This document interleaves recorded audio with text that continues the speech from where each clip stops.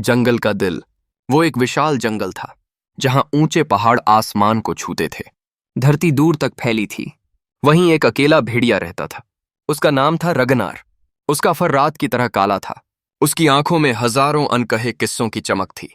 वो पूरे जंगल में घूमता था, चुपचाप, किसी साथी के बिना। पेड़ों की सरसराहट और पक्षियों की पुकार ही उसकी दुनिया थी। रगनार ताकतवर था, मगर अकेला था। हर दिन वो नए रास्तों पर चलता था, बस जंगल की आजादी में खुद को समर्पित कर दिया था।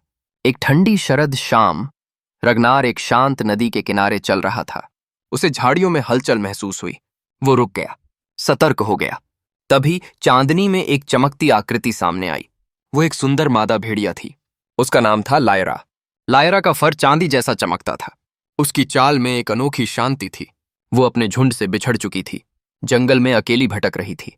जब उनकी नजरें मिलीं, तो एक पल के लिए वक्त थम गया। दोनों कुछ नहीं बोले, मगर उस चुप्पी में एक रिश्ता बन गया। लायरा धीरे धीरे उसके पास आई। रगनार ने पीछे नहीं हटाया, न ही कोई डर दिखाया।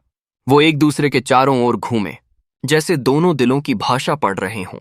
अगले कुछ दिनों तक दोनों रोज नदी के पास मिलने लगे, बिना कुछ बोले। बस साथ रहना काफी था। वे साथ शिकार करते, साथ दौड़ते, साथ चांदनी में बैठते। रगनार, जो कभी अकेला था, अब किसी की परवाह करने लगा था। लायरा के साथ उसे सुकून मिला, और शायद प्यार भी। सर्दी आई, जंगल बर्फ से ढक गया। रगनार और लायरा एक दूसरे के पास गर्मी ढूंढते रहे, एक दूसरे की सांसों में जीवन की गर्माहट महसूस करते रहे। एक रात, जब पूरा जंगल सफेद बर्फ से ढका था, दोनों एक ऊंची पहाड़ी पर खड़े थे।